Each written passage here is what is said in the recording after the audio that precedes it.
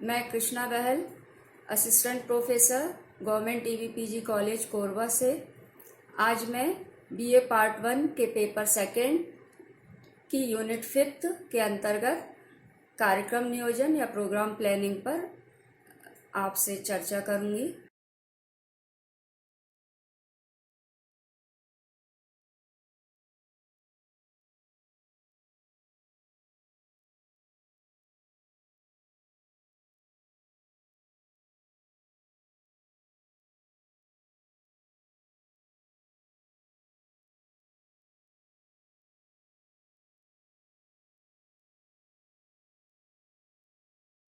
कार्यक्रम नियोजन दो शब्दों कार्यक्रम एवं नियोजन से मिलकर बना है।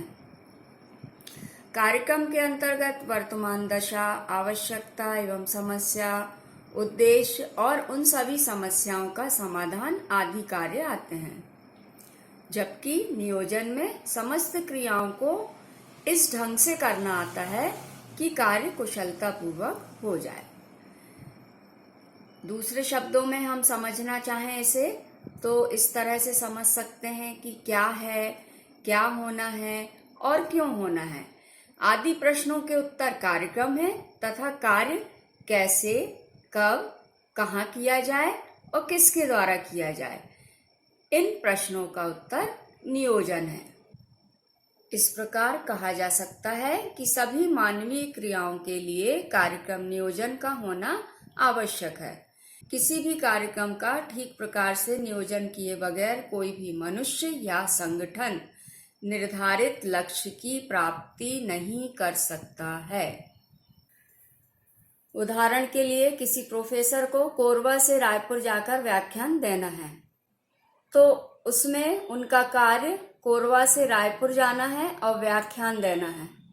यह उनका कार्यक्रम है तथा उन्हें रायपुर किस प्रकार जाना है, कब जाना है, कहाँ पर व्याख्यान देना है आदि बातें नियोजन है। इस तरह वर्तमान स्थिति का ज्ञान, उसका विश्लेषण करना, समस्याओं और आवश्यकताओं का पता लगाना, उद्देश्यों का निर्धारण, वैज्ञानिक आधार पर उनका उपचार एवं कार्य को कब, कैसे, कहाँ और किसके द्वारा करना है आदि सभी क्रियाओं को कार्यक्रम नियोजन कहा जाता है। कार्यक्रम नियोजन एक पद्धति है जिसमें गांव वालों की वर्तमान स्थिति, आवश्यकताओं एवं समस्याओं को ध्यान में रखते हुए गांव के लोगों के उद्देश्यों को उनके मौजूदा साधनों तथा प्रसार कार्यकर्ता के सामूहिक सहयोग से ग्राम विकास के लिए बनाई गई योजना को ही कार्यक्रम नियोजन कहते हैं। कार्यक्रम नियोजन के संबंध में विभिन्न प्रसार शास्त्रियों ने विभिन्न विचार सामने रखे हैं।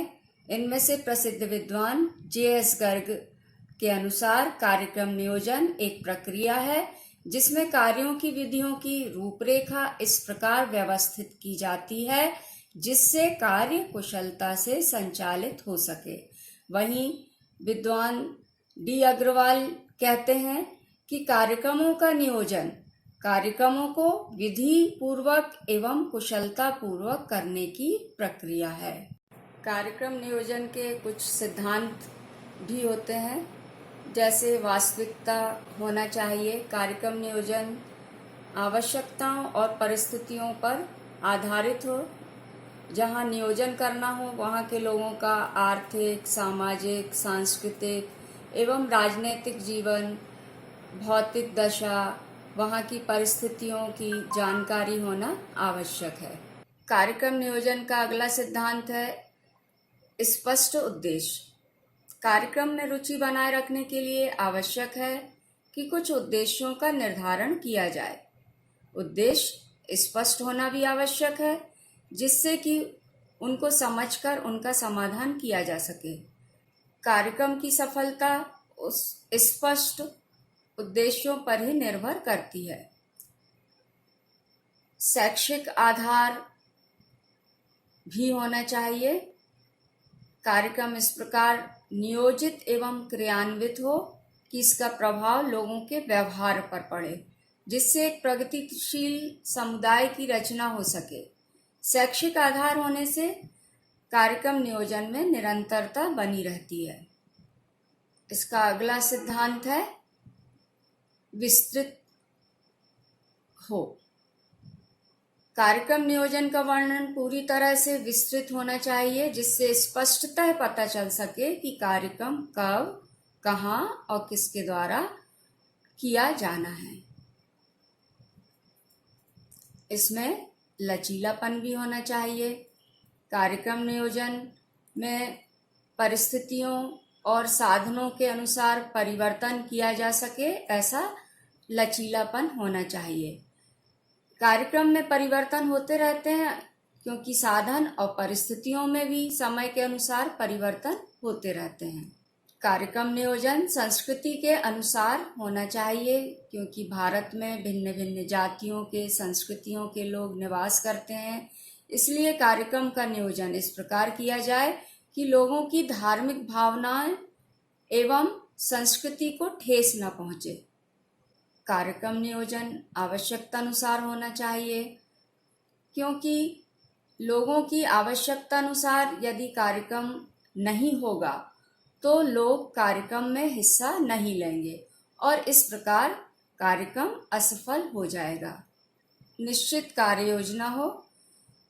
कार्य योजना कार्य संपादन की विधि है जिसके द्वारा कार्यक्रम को सफल बनाया जा सकता है। एक अच्छी कार्य योजना कार्यक्रम से संबंधित सभी प्रश्नों का समाधान करेगी। कार्यक्रम व्यवहारिक भी होना चाहिए, तभी सफल हो सकता है। कार्यक्रम का मूल्यांकन करना भी आवश्यक है। अगर उसका मूल्यांकन नहीं होगा तो उसकी अच्छाई का, उसकी कमियों का पता नहीं लग सकेगा और इस कारण कार्यक्रम असफल भी हो सकता है। अब हम देखेंगे कार्यक्रम नियोजन के उद्देश्य। पहला उद्देश्य है विकास की ओर परिवर्तन। प्रसार के द्वारा आवश्यक है कि मनुष्यों के व्यवहार में परिवर्तन हो और यह परिवर्तन विकास की ओर हो। बिना नियोजन के यह आवश्यक नहीं कि सभी परिवर्तन विकास की ओर ही होंगे। कार्यक्रम का अगला उद्देश्य है स्थानीय साधनों का ठीक प्रकार से उपयोग। कार्यक्रम की सफलता स्थानीय साधनों एवं आवश्यकताओं पर निर्भर है। स्थानीय साधनों का ठीक प्रकार से उपयोग तभी हो सकता है जबकि कार्यक्रम का ठीक प्रकार से नियोजन किया जाए। कार्यक्रम नियोजन का एक उद्देश्य ये भी है कि प्रसार कार्यकर्ता लोगों को संतुष्ट कर सके और वह उनको समझाकर, उनको विश्वास में लेकर और उनका सहयोग प्राप्त करे। कार्यक्रम के संबंध में उनकी जिज्ञासाओं को संतुष्ट करे। जब लोगों को इस बात की पूरी जानकारी मिल जाएगी कि कार्यक्रम कब, किसके द्वारा और किस प्रकार चलाया जाएगा तो उनका कार्यक्रम के प्रति विश्वास बढ़ जाएगा और वे बढ़ चढ़कर उसमें हिस्सा लेंगे। कार्यक्रम के नियोजन के आधार पर कार्यकर्ता ग्राम पंचायत, क्षेत्रीय समिति, राज्य एवं केंद्रीय सरकार एवं अन्य संस्थाओं से सहयोग प्राप्त कर सकता है। पर जब तक कार्य की विस्तार पूर्वक योजना नहीं होगी तब तक किसी को भी कार्यक्रम के संबंध में नहीं समझाया जा सकता है। विकास कार्य में गति, ये भी इसका उद्देश्य है। कार्यक्रम नियोजन के द्वारा जब सभी तरफ से सहयोग प्राप्त होता है तभी विकास कार्यों को संतुलित गति प्राप्त होती है। प्रसार कार्य लगातार चलने वाला क्रम है और इसकी सफलता के लिए आवश्यक है कि समय समय पर इसका मूल्यांकन हो। मूल्यांकन का कार्य नियोजन के द्वारा ही ठीक प्रकार से संभव है। इस तरह कार्यक्रम नियोजन के उद्देश्य हमने देखे।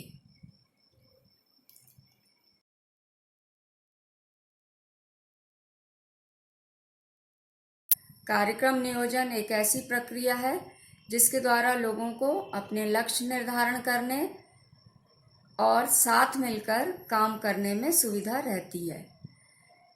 इसकी प्रक्रिया के कुछ निश्चित चरण होते हैं, जैसे तथ्यों की जानकारी।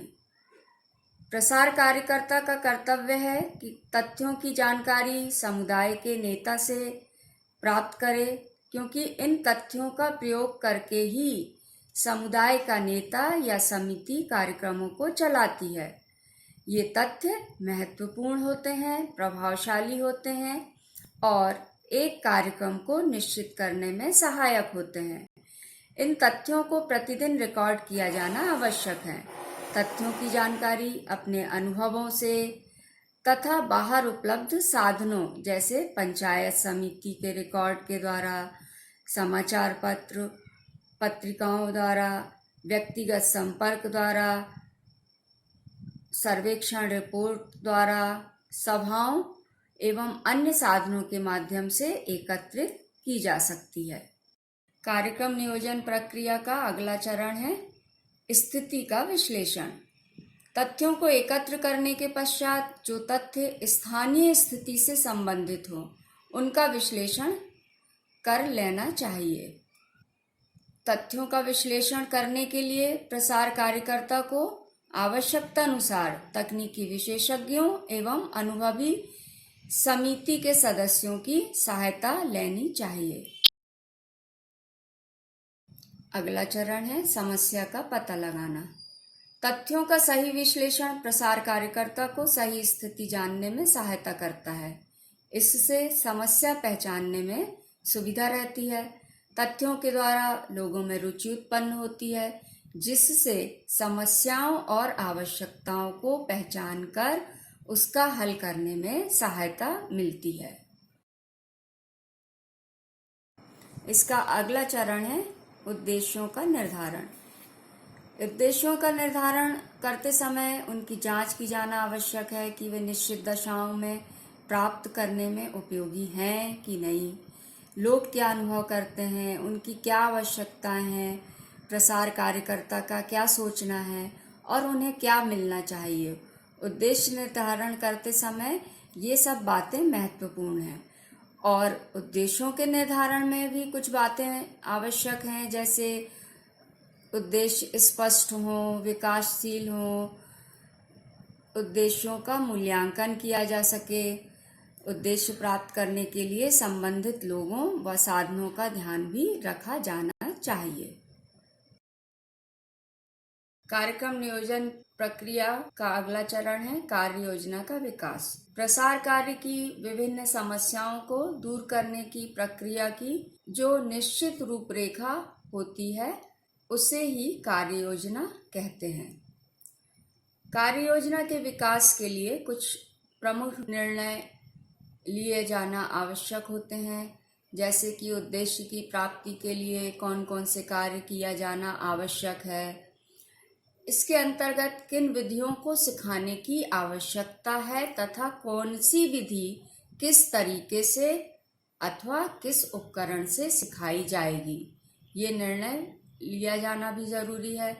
योजना किसके द्वारा बनाई एवं लागू की जाएगी, किन समूह, संगठनों और एजेंसी की सहायता की आवश्यकता है, कार्य में किसी विशेषज्ञ या सलाहकार की आवश्यकता है अथवा नहीं, योजना से संबंधित सभाओं, प्रदर्शन, प्रसारण का निर्धारण करना चाहिए। प्रसार कार्य में उत्पन्न होने वाली समस्याएं एवं उनके समाधान पर विचार भी किया जाना जरूरी होता है। प्रसार कार्य में उत्पन्न होने वाली किस समस्या को पहले और किसको बाद में हल किया जाए, इसके लिए कार्यकर्ता को सबसे पहले उस समस्या को हल करना चाहिए जो कम समय और कम खर्चे में हल हो जाए। समस्याओं के क्रम निर्धारण के पश्चात कार्यक्रम की एक योजना तैयार कर लेना चाहिए, अर्थात समस्या को हल करने के लिए साधन कहाँ से व कैसे जुटाने हैं एवं संपर्क कैसे और किससे स्थापित करना है एवं कौन से प्रसार विधियों का प्रयोग करना है, आदि बातों का ध्यान रखा जाना आवश्यक है। इसका अगला चरण है कार्यक्रम को क्रियान्वित करना। कार्यक्रम की सफलता योजना के क्रियान्वयन पर ही निर्भर करती है, अतः कार्यक्रम की रूपरेखा तैयार हो जाने के बाद कार्यक्रम को लागू किया जाना चाहिए। कार्यक्रम की जिम्मेदारी लोगों को दी जानी चाहिए एवं प्रसार कार्यकर्ता को उनकी सहायता करनी चाहिए।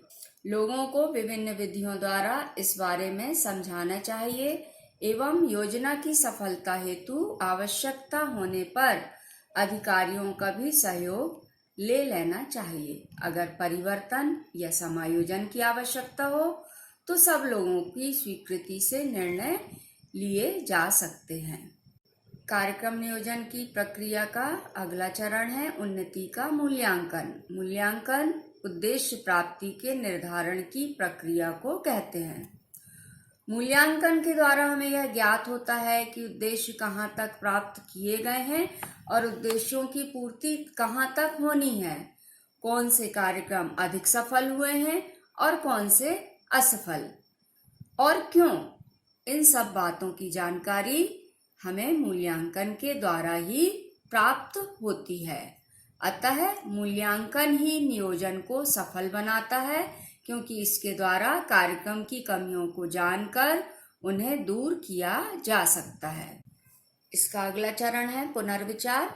मूल्यांकन प्रक्रिया में जब तक परिणाम ना निकले तब तक उसका उद्देश्य पूरा नहीं होता है। अतः मूल्यांकन के परिणाम के समक्ष समस्त बातों का पुनर्विचार करना आवश्यक होता है। जब वर्तमान क्रियाएं निश्चित उद्देश्यों को प्राप्त करने में असफल रहती हैं, तो पुनर्विचार के द्वारा सुझाव दिए जाना चाहिए।